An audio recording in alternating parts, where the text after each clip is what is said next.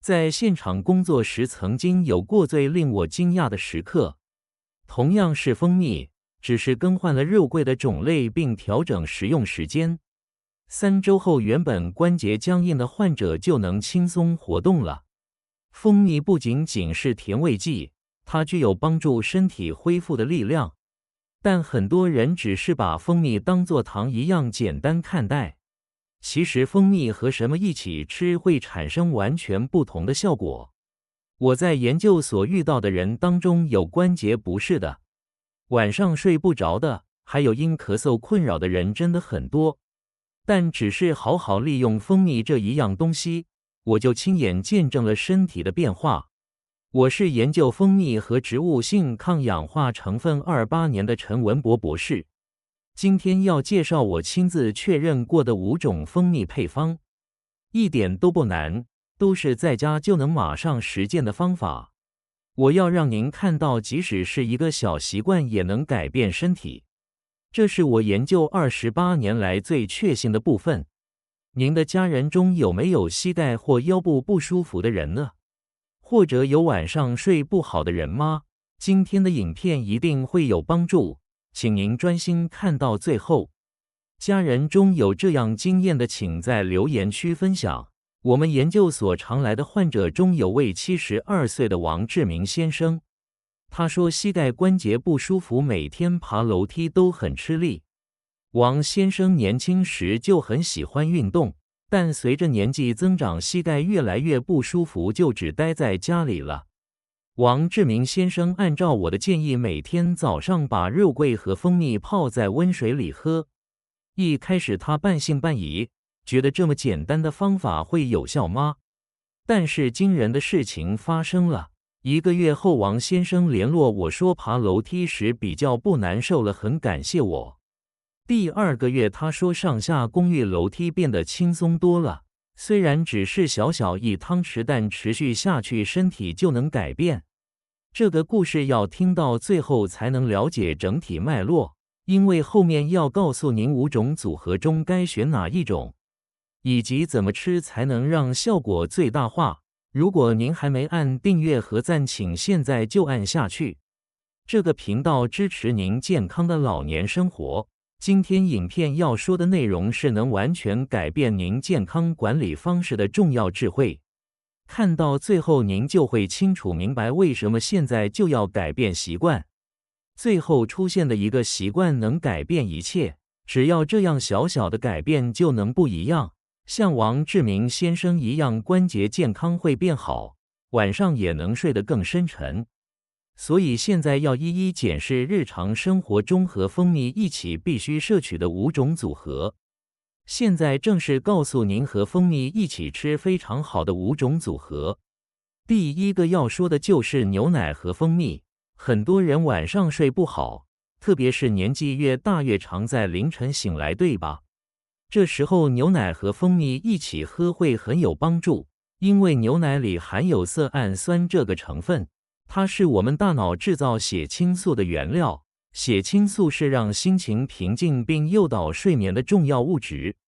那么加上蜂蜜会怎样呢？蜂蜜能提高色氨酸的吸收率，所以比只喝牛奶时更有效地制造血清素。根据国内睡眠研究资料，实际上蜂蜜和牛奶一起摄取的组别睡眠品质改善了。研究结果显示，参与者入睡时间平均缩短了20分钟左右，而且半夜醒来的次数也明显减少了。这不是安眠药，而是透过天然食材帮助身体自然入睡。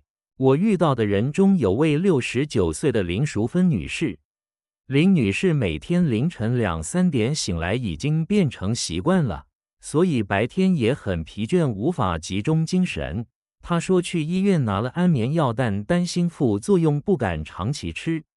但开始每天晚上喝蜂蜜牛奶后，凌晨醒来的次数明显减少了。3个月后，她已经不需要依赖安眠药就能睡得很好。方法很简单，睡前1小时在温牛奶中加1汤匙蜂蜜，慢慢喝就可以。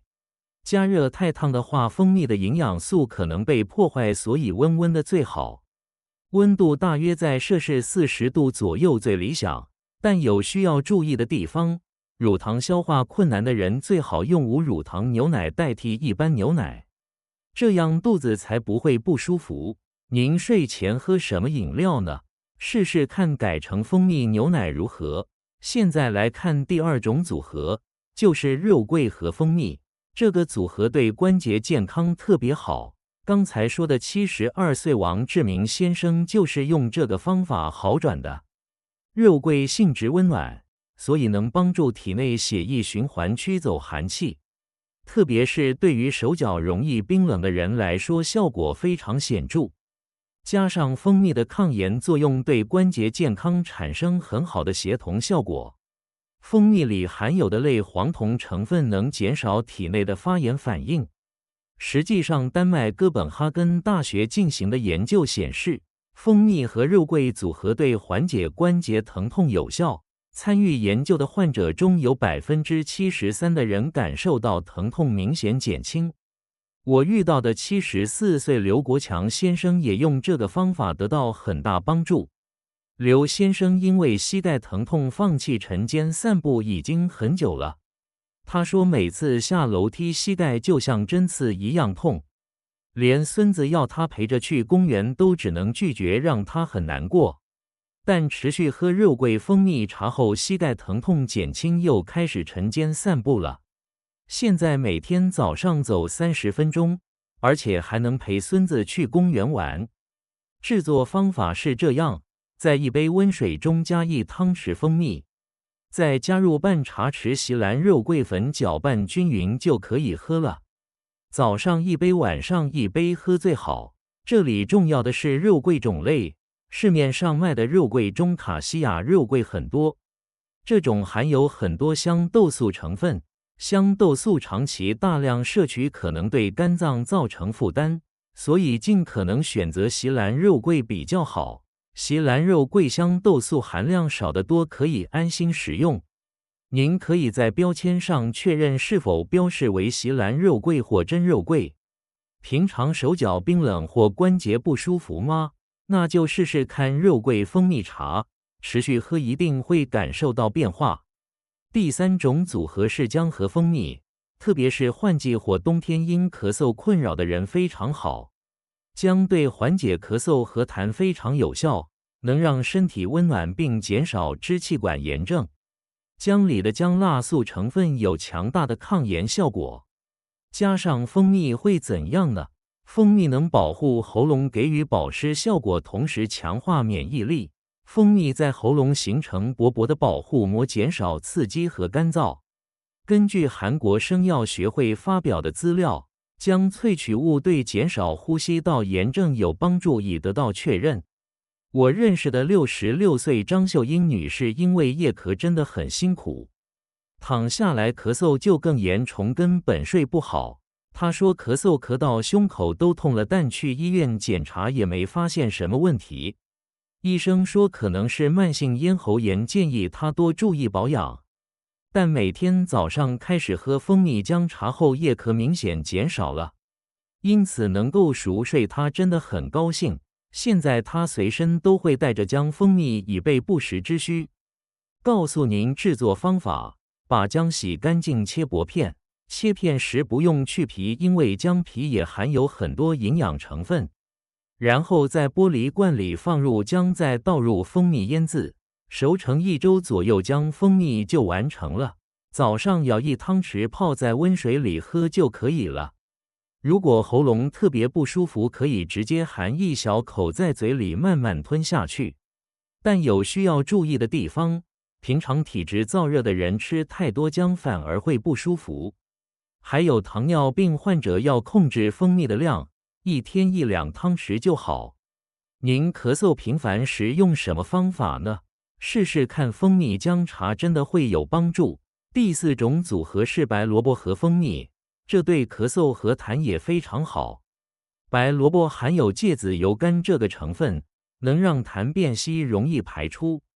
而且白萝卜富含维生素 C， 对强化免疫力也好。白萝卜自古以来就被当作天然的止咳良方使用。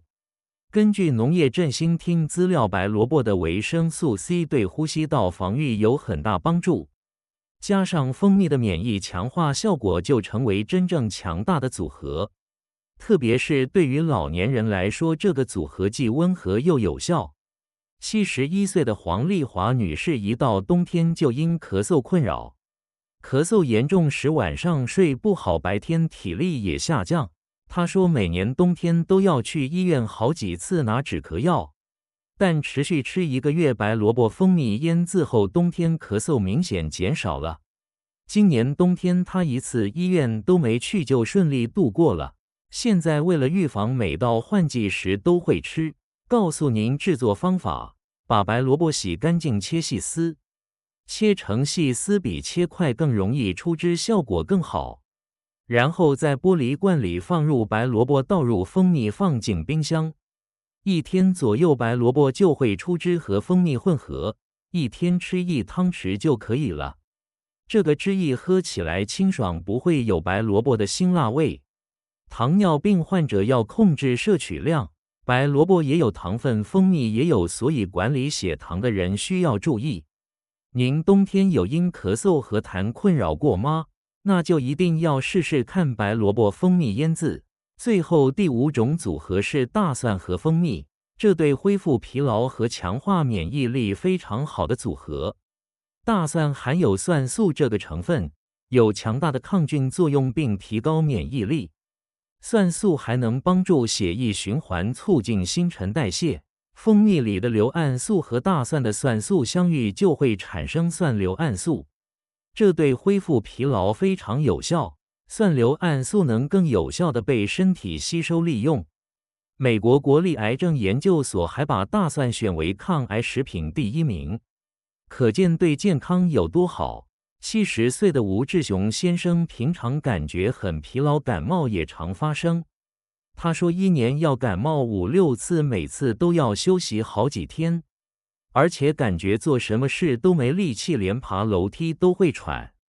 但持续摄取蜂蜜大蒜后，感冒次数大幅减少了。今年到目前为止只感冒1次，而且很快就好了，疲劳感也减轻了。最近照顾孙子也比较不费力，很开心。他说现在体力好多了，甚至还开始在社区当志工。告诉您制作方法：把大蒜剥皮蒸熟后放入玻璃罐，倒入蜂蜜熟成。蒸过的大蒜比生大蒜更温和，对胃的刺激更小。1周左右就可以吃了，1天吃5到7瓣就适当。但有需要注意的地方，胃弱的人过度摄取大蒜可能会胃痛，所以一开始从少量开始比较好。还有常喝酒的人，大蒜吃太多也会对胃造成负担，要注意。有吃过蜂蜜大蒜的人吗？一开始可能因为味道有点抗拒，但习惯后对健康真的很有帮助。光是这5种组合，身体就能有很大改变。失眠、关节疼痛、咳嗽、疲劳感等问题都能自然改善。但还没结束，再好的组合如果没选对，蜂蜜效果就会减半。现在来延伸说明如何正确选择蜂蜜和安全食用的方法。现在要说的是如何正确活用蜂蜜的生活习惯。第1个最重要的是正确选择天然蜂蜜。市面上的蜂蜜中有一种叫饲养蜜，就是为蜜蜂糖水制作的蜂蜜，当然营养成分比天然蜂蜜少得多，因为不是蜜蜂直接从花采的蜜。那要怎么分辨呢？要仔细看产品标签，确认是否标示天然。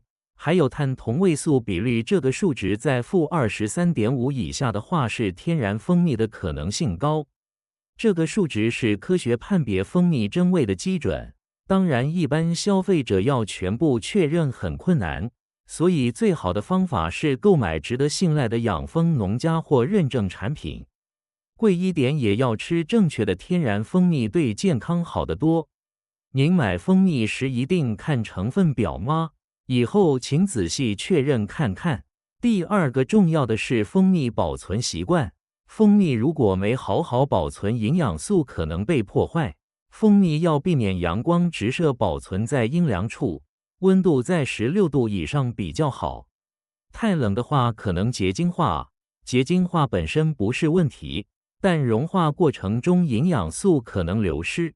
还有很多人不知道的一件事，用金属汤匙蜂蜜可能氧化。蜂蜜是弱酸性，可能和金属反应，所以尽可能用木汤匙或塑胶汤匙比较好。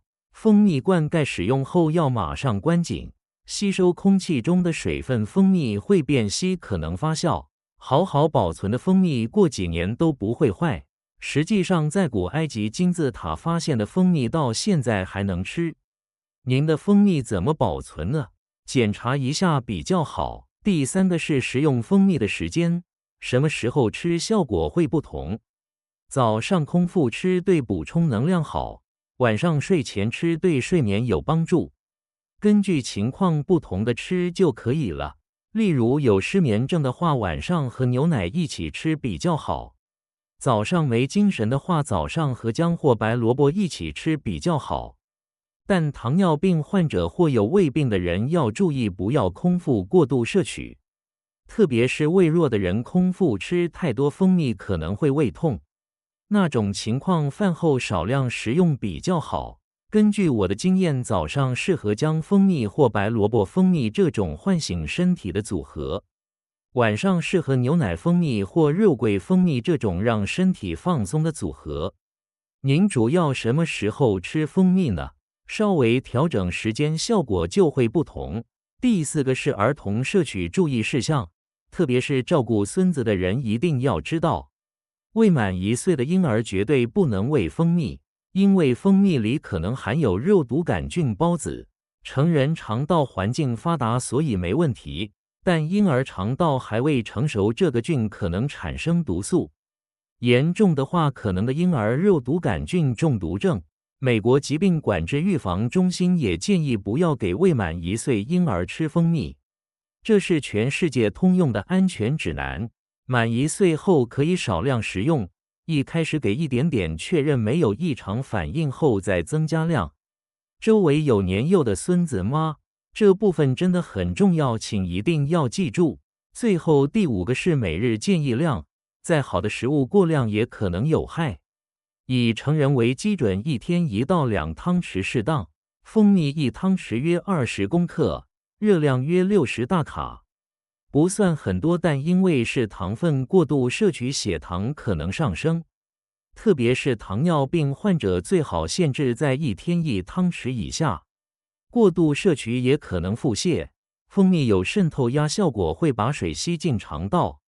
我想建议的是，吃蜂蜜的同时减少其他甜食，例如咖啡里的糖改成蜂蜜，或面包上不抹果酱改抹蜂蜜，这样就能在不增加整体糖摄取量的情况下享受蜂蜜的健康效果。您一天吃几汤匙呢？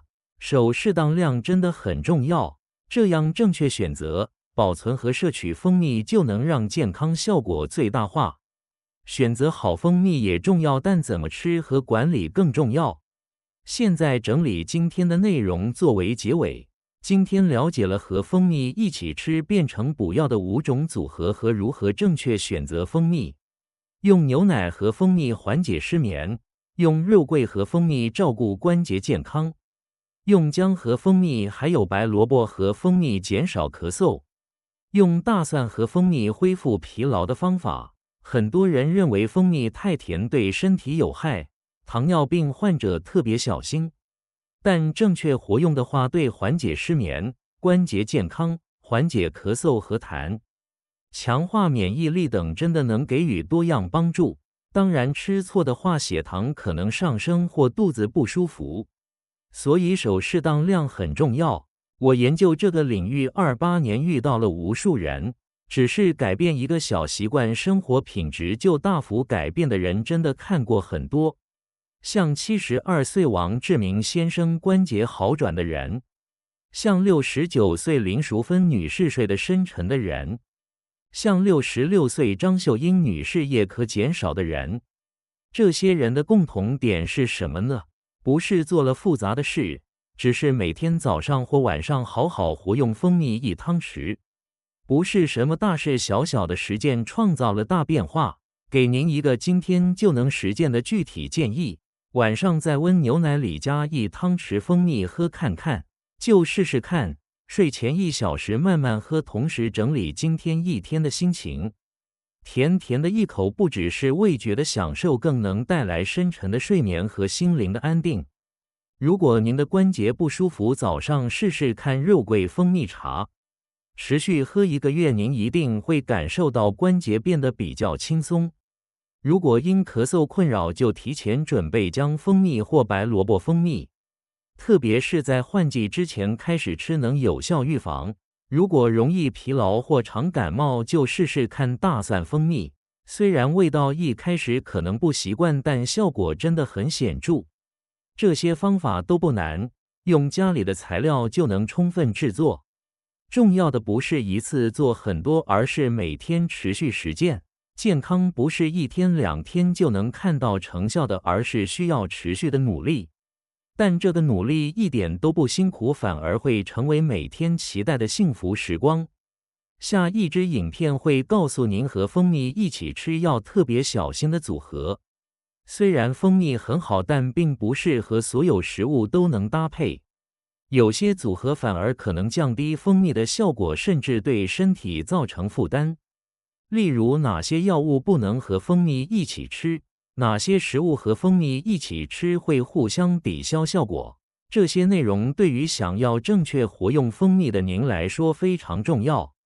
知道什么能吃固然重要，但知道什么不能吃更加重要。这样才能真正安全有效地享受蜂蜜带来的健康益处。所以下一支影片也请一定要看完。我会用同样详细易懂的方式为您说明。如果今天的内容对您有帮助，请按下订阅和赞。您的订阅和赞是对我最大的鼓励，也请您把这支影片分享给周围需要的朋友和家人。可能您的父母、兄弟姐妹或朋友正好有今天提到的困扰，一个小小的分享可能就能改变他们的生活品质。您想从哪个组合开始试试看呢？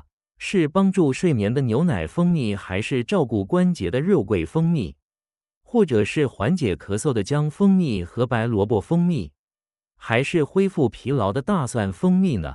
请在留言区告诉我您的选择和您目前的健康困扰，我会一一阅读并尽可能回复给您更具体的建议。如果您已经在实践这些方法，也请分享您的经验。您的真实经验对其他观众来说是最好的鼓励。最后再次提醒您，健康管理从今天开始，从小习惯开始。不要想着明天再开始，今天晚上就准备一杯蜂蜜牛奶吧。这一小步就是通往健康的第一步。感谢您耐心看到最后。今天也请保持健康快乐的心情。我们下一支影片再见，谢谢您。